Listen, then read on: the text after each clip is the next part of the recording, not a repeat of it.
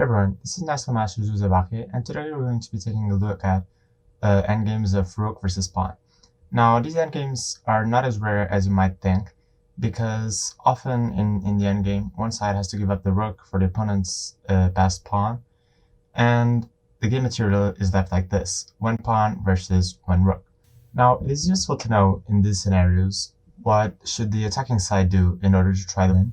That is obviously, in 99% of the cases, the side of the Rook. And how should the defending side try to defend in order to achieve a draw, which by other words means to promote the pawn and force the opponent's Rook to sacrifice itself for the pawn that made a queen. Some general rules of thumb we can start out with is the defending side wants to have their king as close to the pawn as possible, try to defend it, and also be as advanced as possible. So in this example, the pawn is on the 5th rank and the king is on the 6th rank.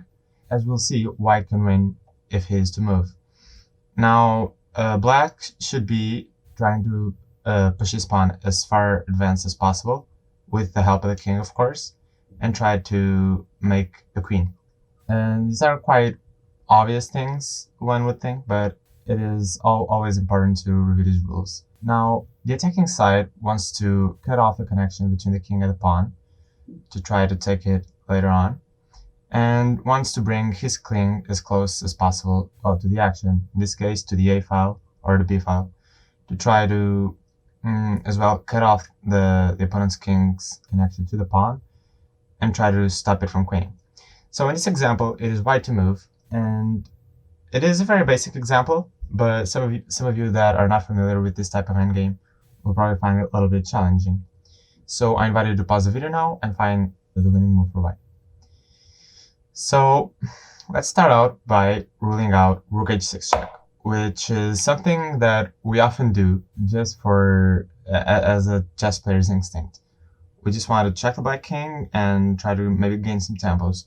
The problem here is that, how I said before, the black king wants to be as close as possible to help out the pawn going further. So you can imagine if the black king were on b3, this game would be drawn, and because it would be escorting the pawn all the way through to the queening square. So we're actually just helping the black king by inserting a check. King b5 comes, and now if we try to bring our king closer, black just pushes his pawn and keeps pushing, and you can see that white is too late. Now black is already threatening a2 and king b4. Say we just keep bringing our king closer. King b4, king e4, a2. We're already threatening the queen. Rook, let's say a6, king b3, rook d3, king b2. And this is a very common position, very common drawn position in these endgames.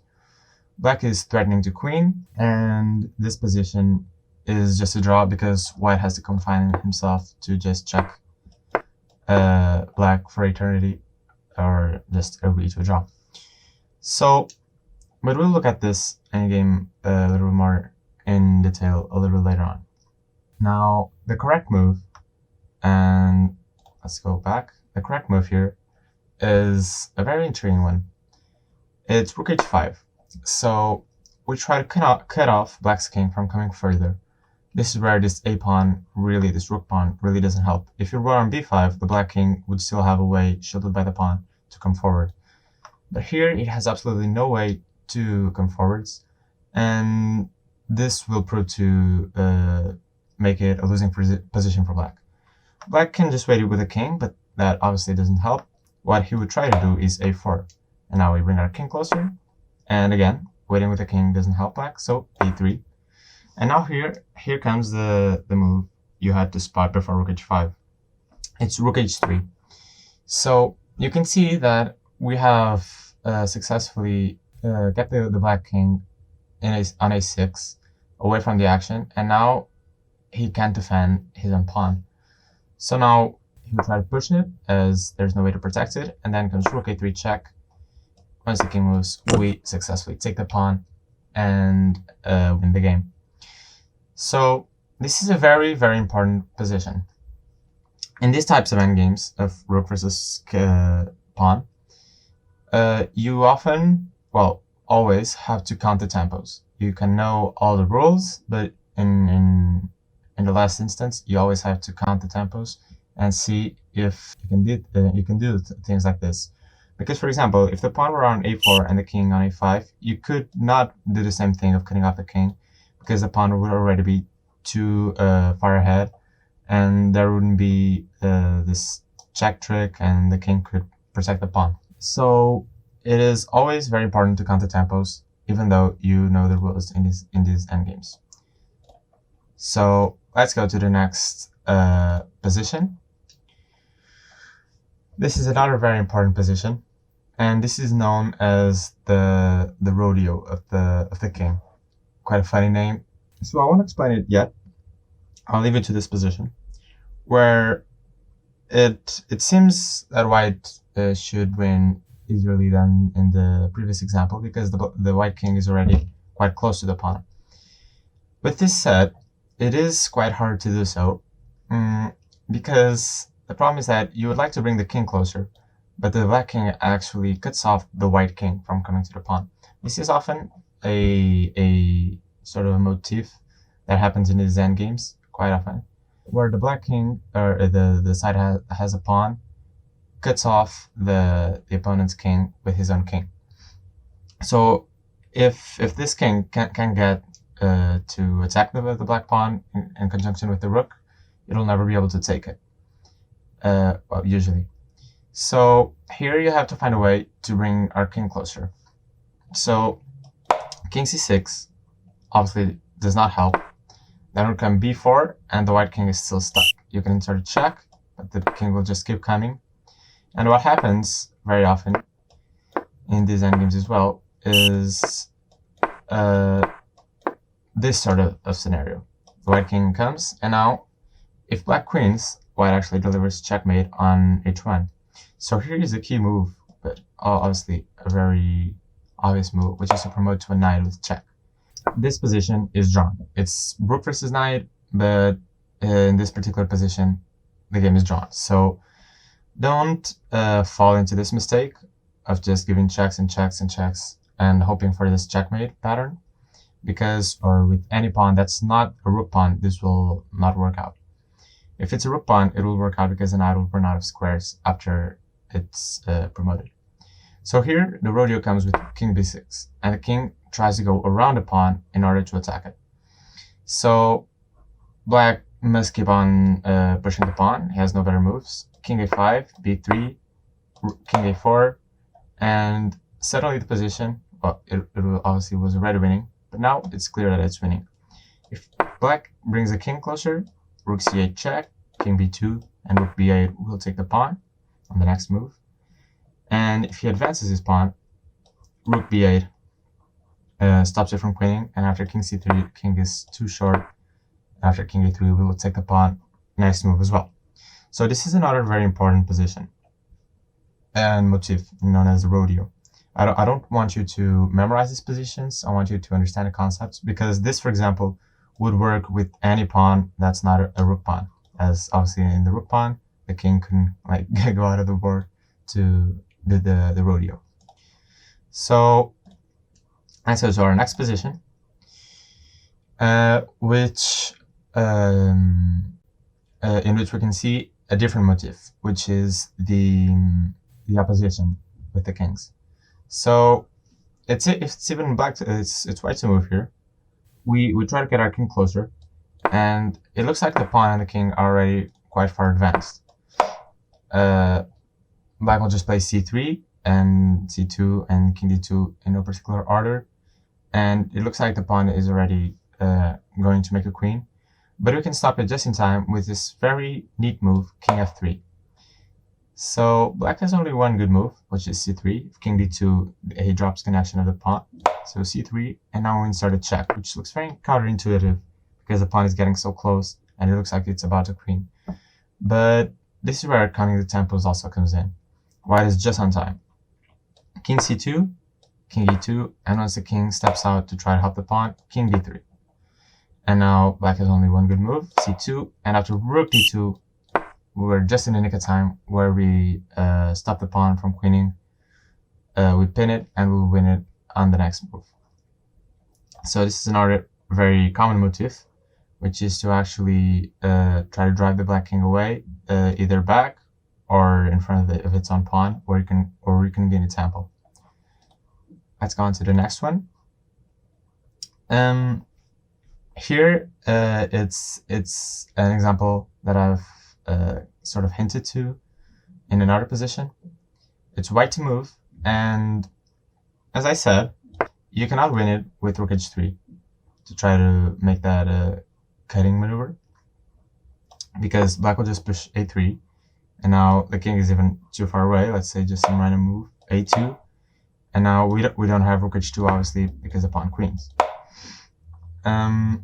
So we also do not have the rodeo, as it's a rook pawn. The king, the black king perfectly cuts off the white king from coming, and we cannot bring it closer. Unless we do this counterintuitive move, rook h4 check. So we're checking the black king closer to where it wants to be. We're also bringing our king closer.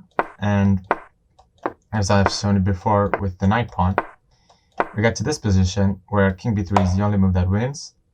And it wins for a very specific reason, which is that the knight promotes on the edge of the board. Obviously, if we promote to a queen, rook h1 is checkmate. So black must promote to a knight with check. But now after king c3, black is just in Zugzwang. He cannot move his knight, as it will be taken on the next move, and if he moves his king, it is checkmate. So again, this is where counting the tempos comes in. This works for a very specific reason, and this is a very specific position. Don't expect this to work all the time, but sometimes you just really have to calculate these sorts of things. But it is useful to know that this checkmating pattern and the promotion to a knight is only won if the knight promotes on the edge of the board. So forcibly, it has to be either a rook pawn, one of the rook pawns. Next one. Here we have a position where it's also here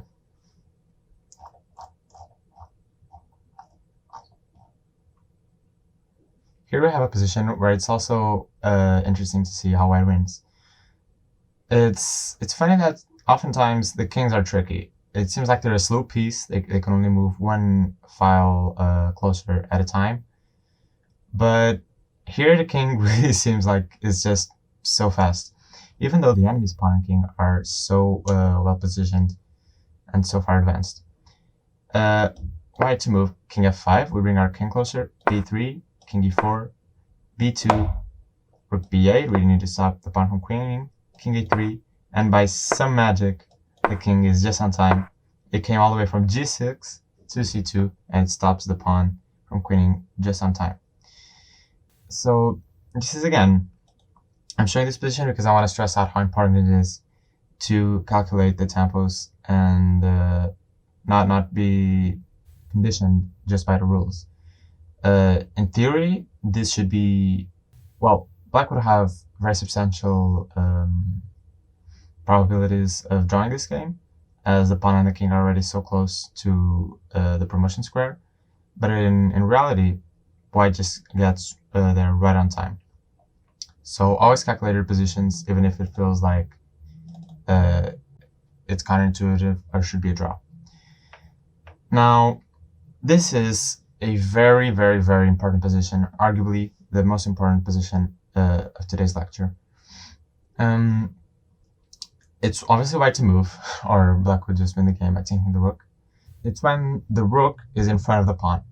So when the rook is in front of the pawn, it is definitely worse than when it's behind, because when it's behind, it controls the squares that the pawn will occupy, squares in front of the pawn, and it cannot be attacked. So the rook is always better, almost.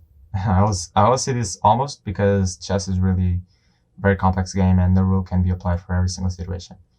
But the rook is almost always better not in front of the pawn. So here one would think, all right, so we need to keep hold of the pawn, so rook e1 would be the correct move. Try to get our rook as far away from the black king as possible. And this move would actually spoil the game away to a draw, which is very interesting. So here black would play e4, the most logical move. And here's the problem.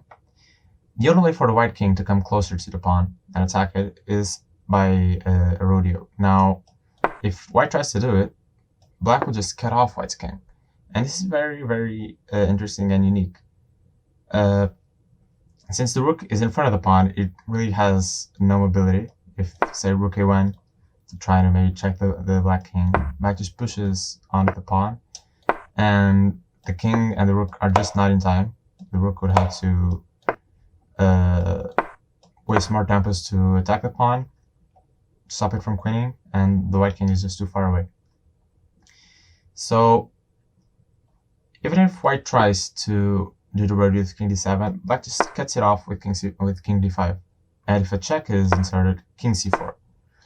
And this is just a draw, because the problem is that because the rook is in front of the pawn and not in the back of the pawn, it will be subject to tempo gain by black once the king gets closer. So king e6, e3, king e5, e2, and we attack the pawn now.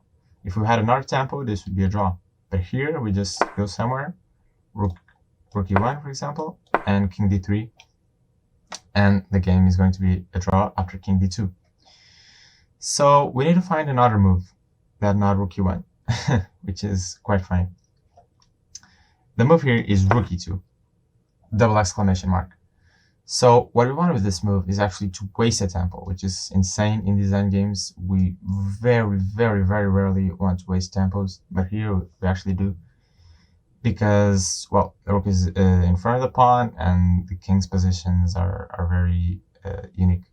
So black just pushes on, as he should, but now rook e1. This is crazy. Now, the black can keep pushing his pawn, and if he tries to cut off white's king as in the previous position, here comes king. And if black tries to cut off white's king as in the previous position with king e5, here comes king e7. And now black is forced to let white's king in one way or another. Say king f4, white just comes in with king d6, king f3, king d5, and stops the pawn just in time. So if black tries to come forwards with king f4 immediately, then comes king e6, king f3, king d5, and again, white is just on time to attack the black pawn and stop it from queening.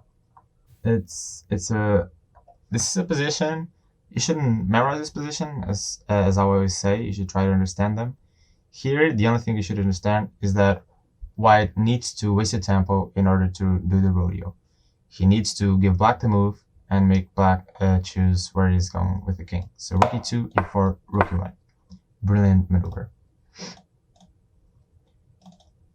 Let's go on to our next position and our final position.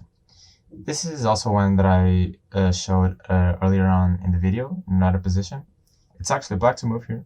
It looks as though white may be able to win because the king is so close to the pawn and there could be some checkmating patterns, but it just will not work. This position is a draw. King b2, black just wants to play a2 and a1 queens. Important not to fall for the mistake of a2, because then comes rook b8 check and the king is forced to go to the a file. And after king c2, we threaten to check and take the pawn, so the pawn needs to queen. If it's actually a queen to a queen, comes rook a8 check, king b4, and we just take it. And the only other move is promoting to a knight with check. And after king c3, oops. So after king b2, we insert a check from b8, and here is the key move for black that draws the game. It's king c1. The king cannot come to a2 nor a1. If it comes to a2, king c2 actually wins the game. Now black has only one legal move, which is rook a1, and then comes this very important maneuver. Rook b1 check, king a2 only move, and rook b3. So by a series of only moves, including the next one, white actually delivers checkmate and takes a pawn. So two worries knocked out with one move. And exactly the same thing if king a1. We go king c3, we wasted tempo. King c king. Okay, if king a2, king c2, we reach the same position as before. And if a2 comes rook h8, only one legal move, and rook h1 is checkmate. So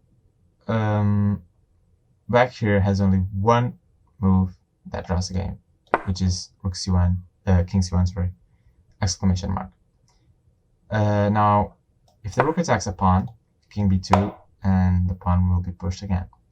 So king c3, a2, and now there isn't this checkmate intent by white, as black would actually win the game by queening with check. This is very important. If it weren't with check, white would win this game, but as it is with check, it is actually black who wins the game. So the position is drawn just by repetition of moves. Rook a8, king b1, and now there's nothing white can do anymore. If he tries king b3, black actually just queens, and there's no checkmates. This is just a draw. So I hope you enjoyed this lecture on rook versus pawn. I hope you got some conceptual takeaways from this video and not just memorize the positions itself. Bye.